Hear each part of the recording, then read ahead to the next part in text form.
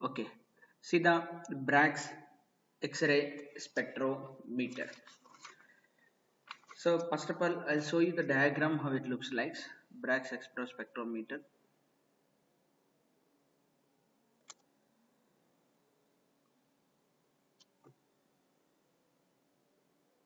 So all these are the experimental techniques.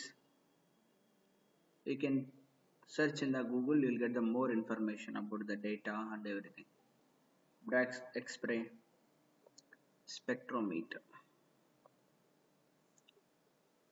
So you can see the more number of videos in the YouTube also. So much animations are there. Okay, fine. Let us see here. I'll show you.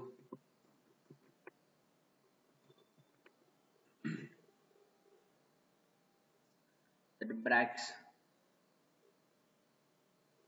X-ray spectrometer.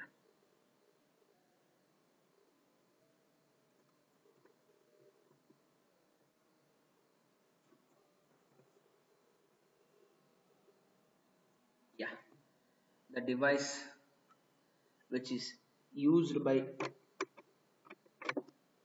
Bragg's as shown in the figure.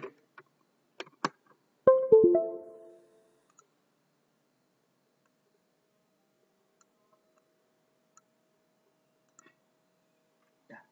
So let's see what is what here. So దీంతోనైనా మనం ఏంటి crystal అనేది తీసుకోవాలి. Let us take this will be the crystal. ఇక్కడ ఉంది చూసారా, ఇదే crystal. This is the crystal. This is the crystal. So this will be the crystal. So X-rays incident అవ్వాలి కదా. These are the incident X-rays. These are the incident X-rays. So ఆ incident X-rays ఏమవుతాయంటే first S1 and S2 అనే screens ద్వారా వెళ్తాయి. We call it the lead screens. Okay, there slits so called as screens. So lead screens. So collimate అవ్వడం అన్నట్టు ఇలా వెళ్ళి then they will fall on crystal. Okay, so they are going, this is the incident ray which is after passing through the slits fall on the crystal. మరి క్రిస్టల్ని ఎక్కడ పెట్టింటారంటే ఒక turn table మీద పెట్టింటారు, mounted అనే circular turn table అన్నట్టు. It can be rotated. This is the circular turn table. This is the circular turn table. Circular turn table మీద పెట్టింటారు. Okay, అప్పుడు ఏమవుతాయి, ఆ క్రిస్టల్ అక్కడ ఫిక్స్ చేసి ఉన్నాము, it is fixed here. Then the rays are coming and incident at an angle, glancing angle theta. We call it the glancing angle. నేను already చెప్పాను మీకు, glancing angle will be theta. Then they will be scattered. Scattered అయిన తర్వాత they must reach to the detector. So then again they will passing through the slits S3 and S4 into the ionization chamber. That chamber is also mounted on that turntable. So another turntable. So both these turntables, so one is fixed to the ionization chamber, another one is fixed to the crystal. Axis will be common axis. Okay, so they will rotate about the same axis. Ionization chamber lo there is some gas is filled which can be ionized. So gas, so దీన్ని ionise చేయడానికి వచ్చే energy ఎక్కడి నుంచి వస్తుంది? So we know that as these are coming, X-rays are coming from the X-ray tube. X-rays are coming from the X-ray tube. So they are coming. Okay, they are coming. X-rays are coming here. They'll possess some energy. They'll be obviously scattered or reflected or diffracted. ఇలా scattering అయిన rays అన్నీ ఏమవుతాయి, they interfere with each other. Interfere అయిన తర్వాత some rays will have the more energy, some rays will have the less energy depending upon the diffraction condition. So interference condition దేన్ని satisfy చేస్తున్నాయి, constructive interference గా destructive interference గా. So దాన్ని base చేసుకుని ఏమవుతాయి ఇక్కడ, the molecules of the gas will be ionised. So these are the gas molecules. మనకు తెలుసు there will be electrons on it. This is the structure, and there will be the electrons. The X-ray which is coming from outside, they can knock out these electrons. X-ray which is coming from outside, they can knock out this electron. We say that the gas is ionized. That ionization energy can be, okay, depending upon the gas, it varies from Yeah, gas to gas. If I use the hydrogen, we know that ionization energy for the hydrogen atom will be, so in case of hydrogen atom, it is 13.6 electron volts. Ala. So then ionization chamber antaru. That ionization chamber lo it is connected through a galvanometer. Through that galvanometer, so there is anode and cathode, both are connected. The circuit will be completed. Ala ionize ayin tarvata there will become ionized particles will pass through this. Ionized ions will pass through this way. They will produce the current. Okay, so incident rays వచ్చాయి. Then here is the scattered. These are the scattered rays. Then again they will pass through the slits S3 and S4. They will enter in ionization chamber. There the gas is present. That gas will ionize the particles here. Once there is an ionization, then there is an electric current. That current can be observed through the galvanometer. So okay, so this is how the Bragg's X-ray spectrometer so looks like, and what that principle behind this is also the same thing. Bragg's law. What is the principle behind this? And Bragg's law.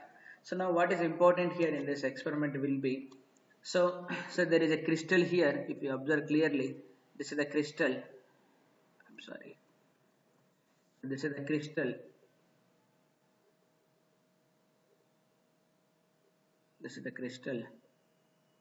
Generally NaCl crystal, KCl crystals, potassium chloride, sodium chloride వాడుతుంటారు ఇక్కడ. Let's say there is a ray which is incident here, then there is a ray which is reflected or scattered. This is the incident ray, this is the incident ray, and this is the scattered or reflected ray or scattered ray, diffracted. So the diffraction will occur. This angle will be theta, and this angle is also theta. So now I can extend this line will be like this. If I extend this is the incident ray, then what is this angle is again? So this angle is again theta. Then what is the total angle here? The total angle will be is equal to 2 theta. The total angle will be is equal to 2 theta. So this is the original ray. Original ray means incident ray. So this is the scattered ray. So theta is the glancing angle made by the incident ray or scattered ray with respect to the surface, with respect to the plane. Okay, the angle between the scattered ray and original ray. If the original ray comes at an angle theta, and the angle between the incident ray and reflected ray will become 2 theta.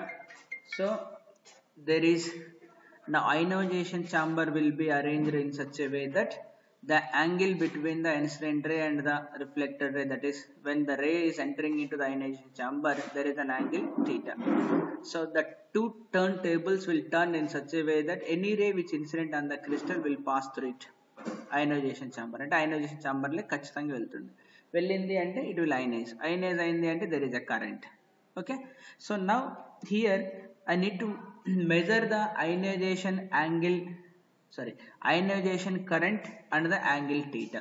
So ionization current and angle theta is important for me. That we will measure. Okay, fine. So we'll take a graph of it. Okay, let us see the graph of intensity versus glancing angle. So I'll take the there is a ready-made graph. This graph I am taking. So the graph as follows.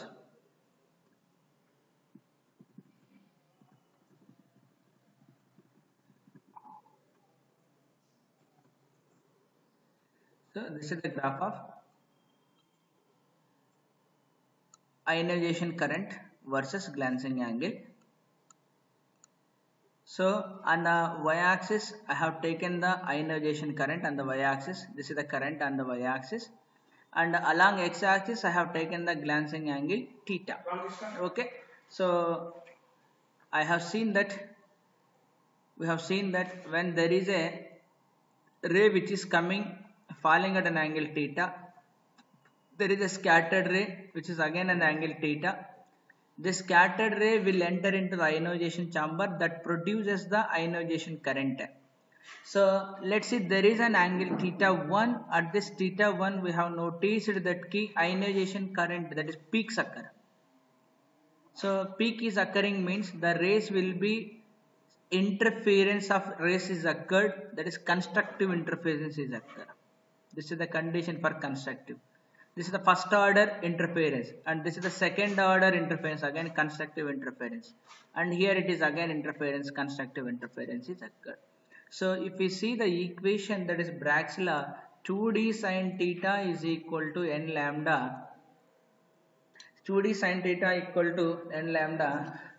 So first order n is equal to 1, then 2d sin theta 1 will be is equal to lambda. From here sin theta 1 will be is equal to lambda by 2d. Similarly sin theta 2 is equal to 2 times lambda by 2d, and sin theta 3 will be is equal to 3 lambda by 2. Okay.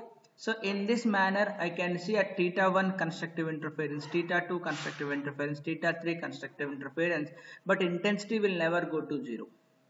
Okay. So that is ionization current is always there.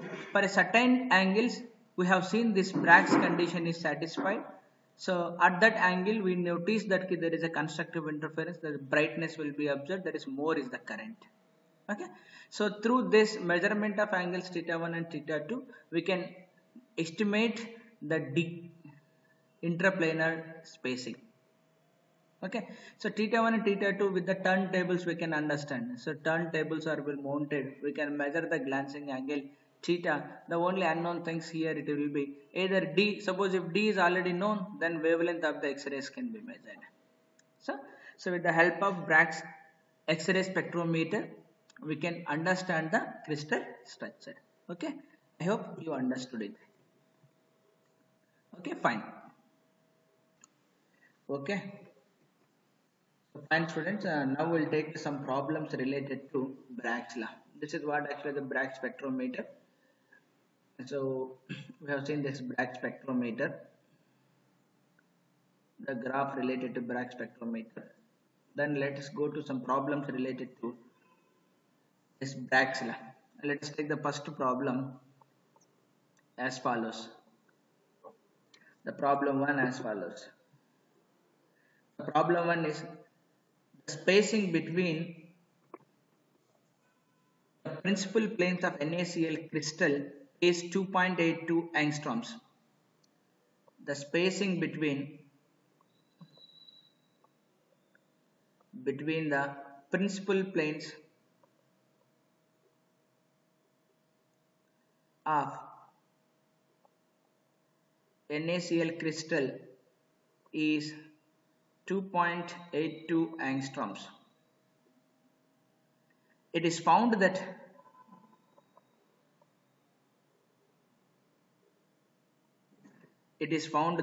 the first order Bragg's reflection occurs at an angle of 10 degree. What is the wavelength of X-rays? What is the wavelength of X-rays? Okay, given that sin 10 degree is equal to 0.1736. Now we'll go through the solution of this problem. The spacing between principal planes of NaCl crystal is 2.82 angstroms. D they have mentioned in the problem. It is found that first order, N they have mentioned first order backscattering occurs at an angle also given, glancing angle. What is the wavelength of that X-rays? We know that Bragg's condition, that is 2d sin theta is equal to n lambda. So in the problem they have given the first order. Okay, theta is 10 degrees, that is sin 10 degrees is also given, that is 0.1736. So distance is also given, that is d is equal to 2.82 angstroms. Okay, wavelength we need to determine. So lambda will be is equal to 2d sin theta divided by n. Substitute all the values here. Substitute all the values here.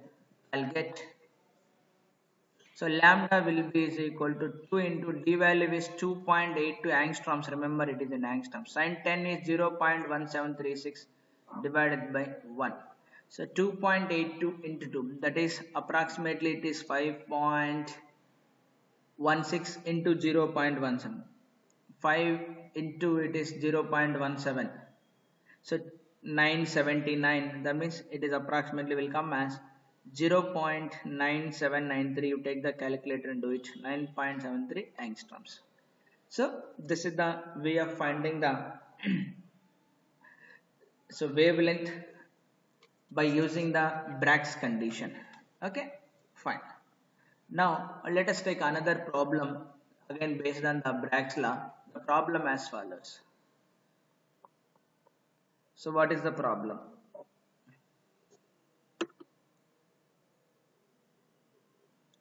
The problem is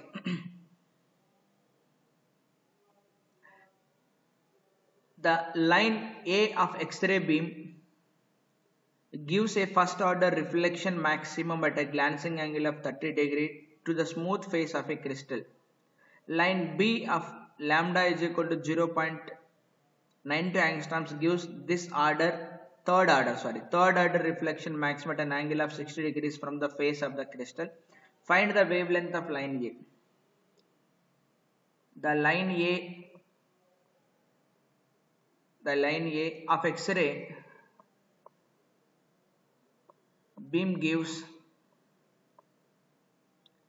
a first order. So remember, this is the first order reflection maximum at a glancing angle theta A, that is 30 degrees to the smooth face of a crystal.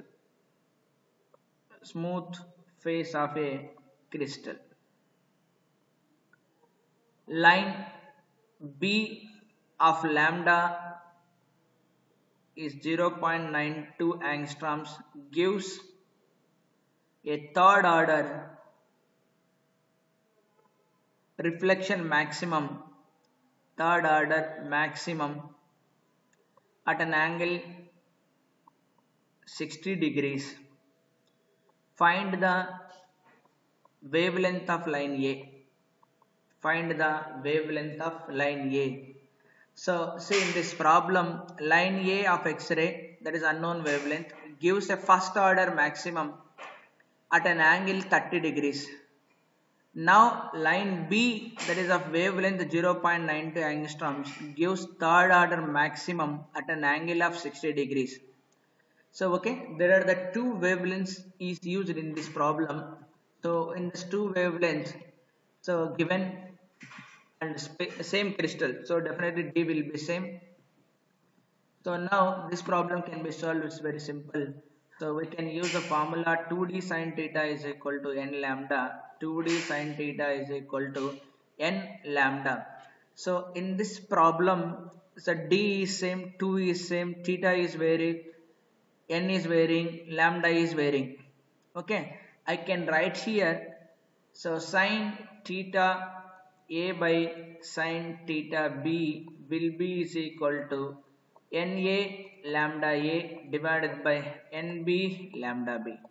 So lambda A we can determine from this formula. Now let us substitute all the values here. So when I substitute all the values here, sin theta A, that is given for the 30 degrees, sin 30 degrees.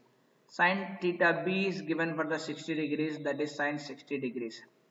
So NA is of first order and lambda A we need to determine.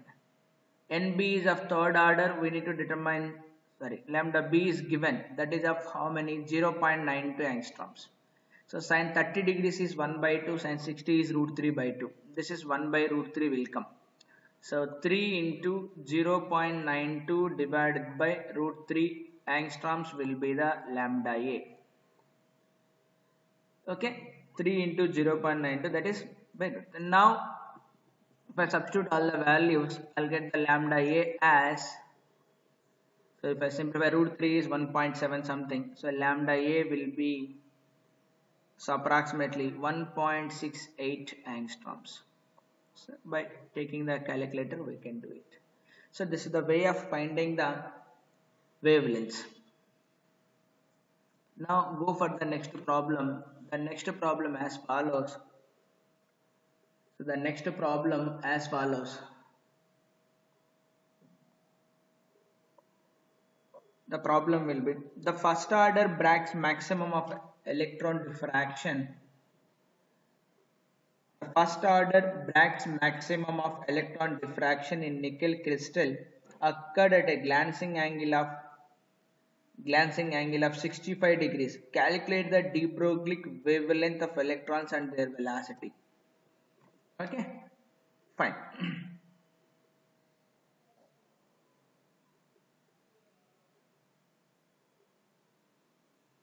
Yeah, the first order Bragg's maximum of electron diffraction in nickel crystal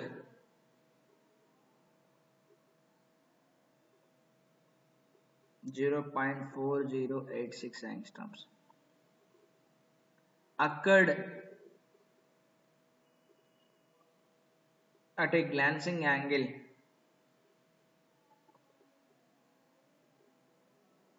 of 65 degrees. Calculate the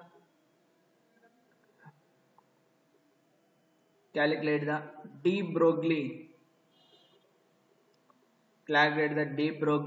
wavelength